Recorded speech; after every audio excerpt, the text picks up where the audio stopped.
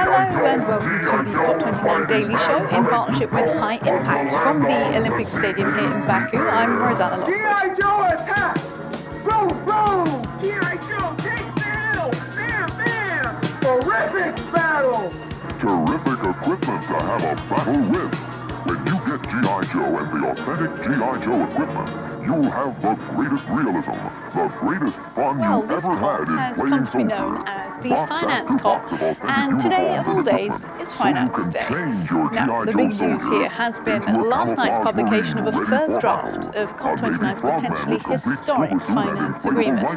The hopes are that following the rounds of revisions and negotiations here, it will provide trillions of dollars to help countries adapt to and tackle the effects of climate change. Let's talk about what's coming up on today's show, shall we? We will bring you the reaction and explain a bit of the history of the climate finance gap.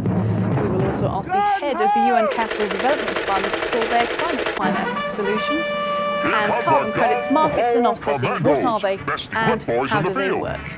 First though, let's get out to our intrepid reporter in the Blue Zone today, who is YouTuber and founder of TLDR News, Jack Kelly. Jack, what have you been up to? Hi Rosanna. Yes, this has been described by many as the Finance COP. Today is Finance Day, so it's an important one to work out what spending commitments people are making and the expectations and commitments. We found out more on the floor today, and we'll be with that later in the show. We will go back to Jack later in the show, but first let's talk about this, the fact that billions of dollars have already been spent on helping developing countries deal with the consequences of climate change. But the consensus here at COP29 is that trillions of dollars are needed to help them. Let's take a look at what people here are calling the climate finance gap. By March.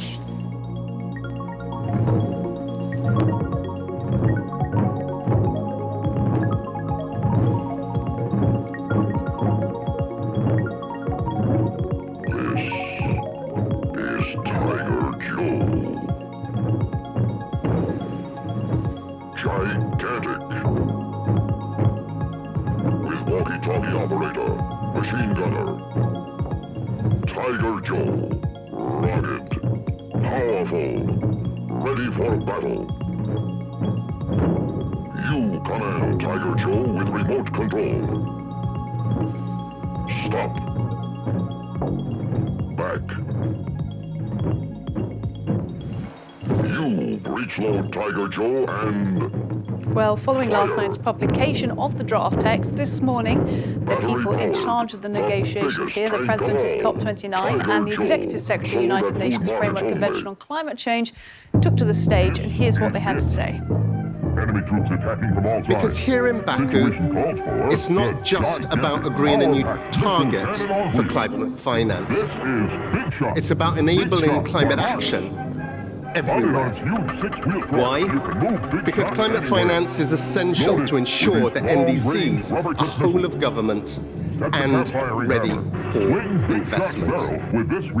The huge opportunities we have and terrible risks we face are real. Fulfilling our past promises is essential to build trust between the parties. And it sends a strong signal of our intention to enhance ambition and enable action. But we know that more will be needed to keep 1.5 within reach. And efforts should represent progression beyond previous efforts. Well, let's continue this conversation about Finance Day, and welcome to the Daily Show, Pradeep Kurikulasuriya, who is Executive Secretary of the United Nations Capital Development Fund. So good to see you. Thanks for making time. Thanks for having me on. Well, I know this is a particularly busy time of year for you, and just, I don't want to make light of it, but there must be some pressure coming to something that's being known as the Finance COP when you're in your role. Yeah, I mean, indeed, we get the privilege of working and supporting developing countries around the world. We see firsthand what their challenges are. Farmers in northern Kenya, or coastal communities in Comoros, or fishermen in southern Sri Lanka, where I'm from. Everybody's feeling the pressure, not just of what's happening around them in terms of climate impacts, but how it actually affects the bottom line in terms of their wallets. Prices are going up. These are very everyday realities for many people around the world. And we have to act fast and find solutions that actually matter at scale. Now, we're lucky to be speaking to you on what's been called Finance Day here at Finance COP.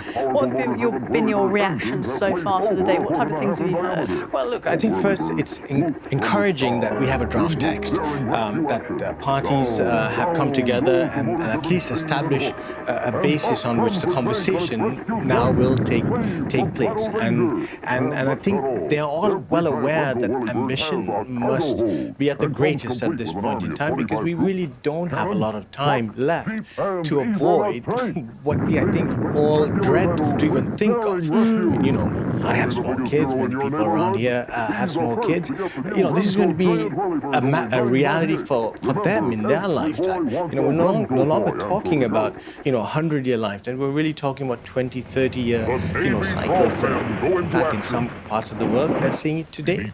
So this is very real, and I think everyone feels the urgency to make sure that the ambition that comes out of Baku is what it needs to be, the world requires. There's been quite a lot of focus on the size of the number. You heard us talking there within the show already about, you know, the moving from 100 billion a year, and now people are talking in the trillions. When you hear that, what's your thought on the attainability of that and deliverability? Well, look, first, it's holy smokes.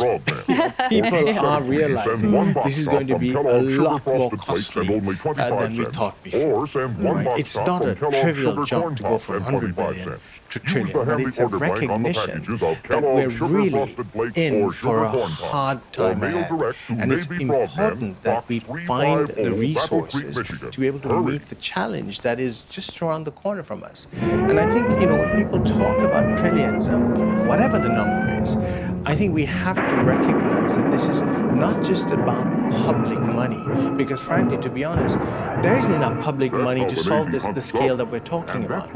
We are really reflecting on the fact that we have to take urgent action to try and catalyze and crowd in the larger streams of private finance that's out there, but not going to work in the way that we need it to, and certainly not in the places that are most hit by climate impacts. So that's really at the heart of the conversation right now. We've had some pretty robust, I think it's fair to say, conversations in the studio so far over the last couple of days about that mix you're talking about not just government funding, but private source funding as well, the concept of loans and grants, and also what's being called innovative financing, which is sort of the slightly more intriguing ideas, if you like.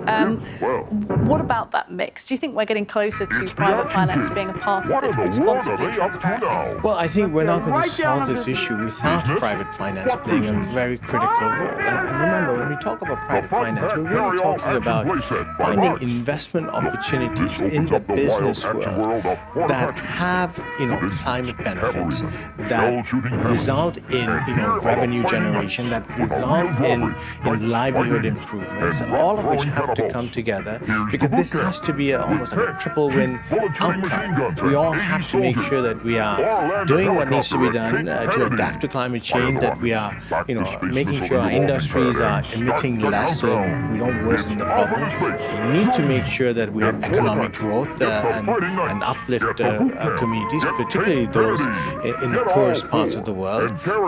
And we need to do that pretty fast. And that's not going to happen unless we are able to bring this mix of public money, which is in short supply, in order to create the conditions for what is currently in bank accounts and pension funds and sovereign wealth funds around the world, but it's not directed towards the type of investments that we need to see, nor in many parts of the world which are deemed to be too risky. Look, we've talked quite a lot about the raising of funds and where the capital should come from and in what form, but not so much on the delivery, which I think is something that you can give some insight into in terms of where the funds should go and how you prioritise that, how one organises it so that funds are flowing to the places it needs to go. I mean, I think there are two dimensions here, right? One which is largely a hub public play, a public finance play, and another that is about private finance. Now, I'm going to talk a little bit about private finance. Private finance, what one has to do is essentially work with the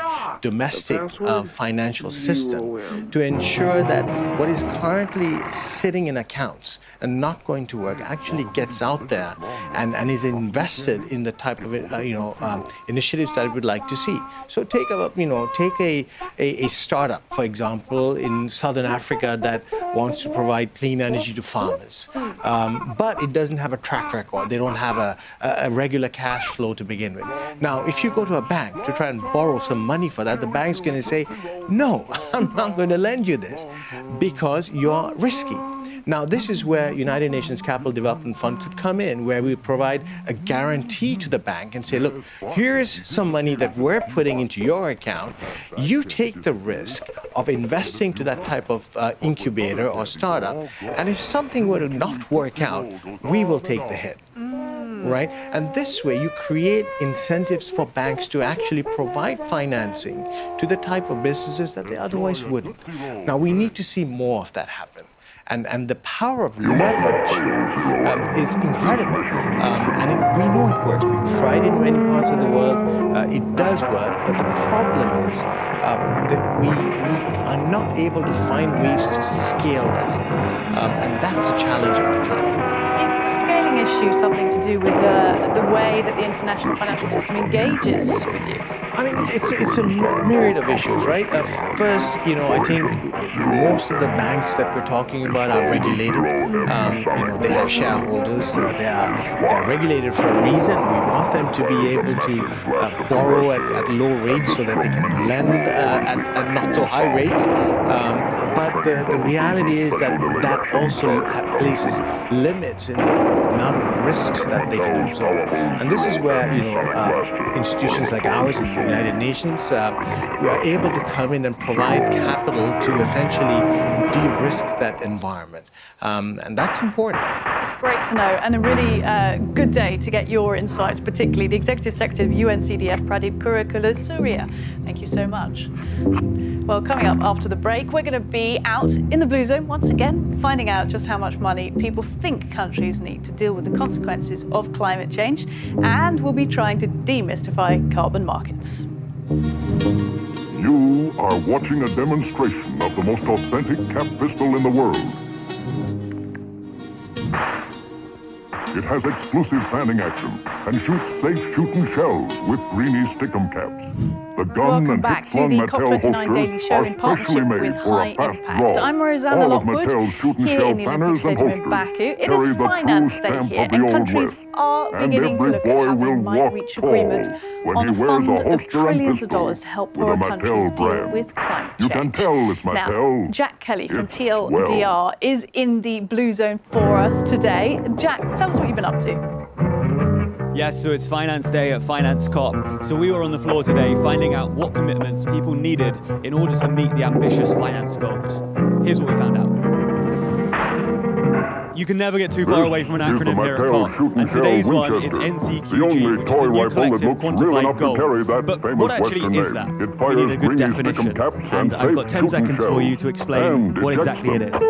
So NCQG is the new collective quantified goal, which will be the amount of climate finance that must be transferred from the global north to the global south. Just over 10 seconds, that's very good time. But actually defining how much money is needed is a much more difficult question, as we've been discovering on the floor today. For the emerging market and least developed countries, we're going to need 2.4 trillion by 2030. So those are your numbers. That's the math. The current floor is 100 billion. What are your hopes that will increase in the future? The needs assessment that has been done reflects that there's, $5 to $6 trillion in needs. Are we going to get that? Probably not in any time in a hurry. It's not just about the quantum, it's about the quality of the NCQG. It's about the fact that it should not be attached to some loans, but it should be grant-based, and we need to make sure it does not continue to increase our country into debt. We are frustrated that a lot of our approach is to some of the international global funding. It takes a bit too long for us to respond in a timely manner to what our people actually want. Do you think those numbers are realistic to be achieved? I mean, it all depends on how you blend it. It all depends on what the contributor base looks like. So there's a certain amount of realism that I guess needs to be brought to bear. Having said that, though, we do need to be ambitious. We want to see something in the trillions. So while everyone agrees that something needs to be done, and almost everyone agrees more money needs to be spent, actually reaching an agreement on how much is proving difficult. Now, that's obviously why we're all here. That's what the negotiations are for. And hopefully they're more successful at finding an answer than we were on the floor. Amazing new Johnny 7 micro-helmet phone set. Well, a key part of finance talks has been agreements on standards for carbon markets. These provide financial incentives for cutting emissions by letting governments and others who are still polluting trade with others investing in more green projects. That's a very simple way of putting it. Here to explain it in better detail and its benefits are Tommy Ricketts, founder of B0 Carbon, and Fernando de Luca Moreno, who is co-founder of Ceres in Brazil. Gentlemen, great to have you both with us for this chat. And we're really trying to sort of explain this to our audience back home. So Tommy, I'll come to you first, talking about carbon credits, because they do come up a lot, especially at this COP. You assess the quality of them, is what I understand. Tell me why that's important. So we're a rating agency. We're essentially similar to S&P or Moody's, but we assess the quality of carbon credits independently, really trying to solve the problem of people not understanding the impact. So people say, okay, is this really doing what it says on the ground? Is this really having the climate impact that you believe? So we think of it like an anti-greenwashing type service. And you're making progress in that, do you think? In the years that you've been in the business, there is more understanding, more awareness? Yeah, there's a lot of understanding. I mean, we've around for about 5 years now. I think originally it was quite a simplistic process. You follow a form, you submit your data. We're trying to bring a level of sort of financial services scrutiny to it. So it's really building out the data set, building out the interrogation models, and socializing how you actually go about assessing these things at scale. Nodding alongside you there is Fernando, who I believe your business is somewhat sort of founded on this idea. Talk to us a little bit about what you do and how carbon credits have been a part of it. Yes, so we work in Brazil in the land restoration chain with automated drones. So we do the planting processes, some maintenance, preparation, monitoring, mapping. And a lot of our biggest clients and partners works with carbon credits inside the land restoration chain and with ecosystems preservations as well. And it's really interesting because they're really helping us to develop new technologies, new solutions, scaling up our projects as well. And it's been a big part of not only our company, but a lot of new business growing in Brazil as well. Very cool. I mean, just to really kind of take it home to the viewers, they understand, you literally got drones flying in the sky, seeding fields, is that right? Yeah, that's right. So we have like big drones, small drones, drones with cameras, all types of drones, and we work with native seeds. So basically, we work planting them with precision or spreading them out, and in a lot of different land restoration processes as well. And it's kind of technology just helping the land restoration scaling up in Brazil and the whole world. Now, Tommy, it's hard to talk about carbon markets and carbon credits and carbon offsetting without running into allegations that the whole ecosystem is, susceptible to not the best kinds of practices, potentially less transparent people operating in there. You've got unregulated parts of the market as well. Talk to us about that. Is that type of speculation justified? In some instances, yeah. I mean, there's better and worse operators. I think there's three things that if you want to learn about carbon credits, with the activity taking place otherwise, they call that additionality. Is the carbon accounting, is the carbon impact happening? And is it there for the time promised? And actually, if you pull those three things down and you assess them, that gives you a pretty good understanding of where they are on the scale. And the rating is supposed to say, are you very high likelihood of delivering that impact, or actually does the data not really support it and actually you've got very low impact? And that way you kind of unpack this problem and provide a sort of data-driven approach as opposed to a kind of gossipy, journalistic approach. I'll try not to take umbrage to that. Fernando, is this something you've encountered when you've been growing the business, that there are potentially those who aren't in it for the right reasons? Yeah, for sure. And a lot of people can be kind of skeptical about the subject and about the market. But what we know and what our clients and our partners work with, it's really helping actually the development of new solutions to the land restoration chain. So the experiences I have are all good, and of course they're really doing something important to the ecosystems in Brazil and in the whole world. A lot of different companies do the same. So I've experienced some experience with that, but our partners are really do the right job, and for sure they're bringing a lot of benefits to our ecosystems. Let's talk about COP29. We're here in Baku and Azerbaijan, and tell me, what is it you're wanting to get out of this event? So I think this is the finance COP. This is about countries coming together and providing clarity on what they want from our side in carbon markets. So countries can trade amongst one another. They can trade through a UN system or bilaterally. And for many years now, they've sort of been umming and ahhing and teetering towards a resolution. But it looks like they might actually deliver something useful. And that allows the market to come in, the private sector to come and actually build the solutions to actually deliver the carbon finance to the actual activities. Have you taken a look yet of the draft of Article 6 and anything that might be coming? Yeah, I mean, the drafts have dropped. There was obviously the announcement on Monday or Tuesday, and then there's sort of progress today. I think the key thing is just to say that we have certainty under the UN framework. The countries can then adopt some framework. The capital will start moving. That's what you're looking for, certainty. Is that something you'd agree with, Fernando, that from this you're looking for that clarity and plan? Yeah, for sure, I think.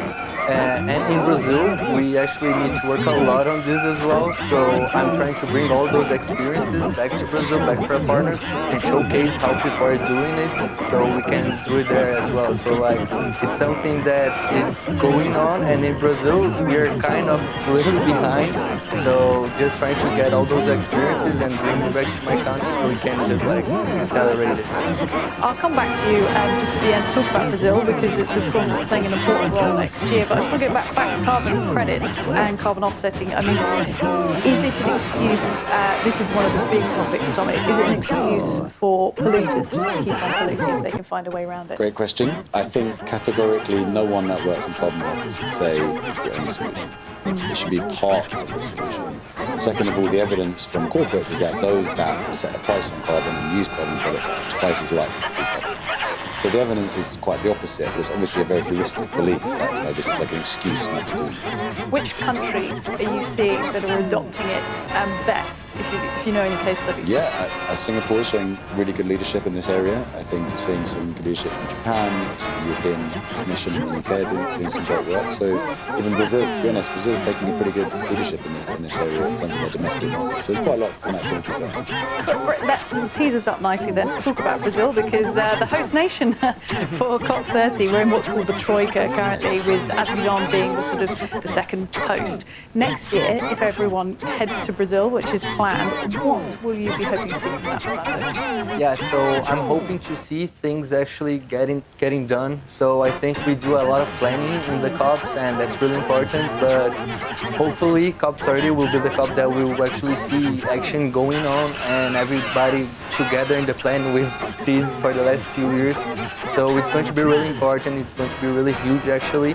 Brazil, it's one of the countries that has a lot of opportunities for different carbon projects, and not only that. So yeah, we're really excited to be receiving everyone, and I think we need this attention. In Brazil, we are dealing with some fires that's been really bad, and it's going to bring a really important attention to this problem as well. Fantastic stuff, gentlemen. It's been really interesting speaking to you both about carbon markets and offsetting. Fernando de Luca Morena and Tommy Ricketts. Well, that is all we've got time for on today's show. Coming up tomorrow at COP29, it is Energy Day, and COP is also looking at peace, relief and recovery. Let's take a look at that then at 10 a.m. Discussions on joint action for climate and peace. At midday, how to strengthen resilience to climate vulnerable settings. And at 9 p.m, COP29 leadership meets ministers to talk about sustainable development. 30 on the agenda then. That is all from us today, but certainly not all from COP. Do join us here again tomorrow. Thanks so much. Goodbye. The secret of a mummy stone, one of the inventions from G.I. Joe.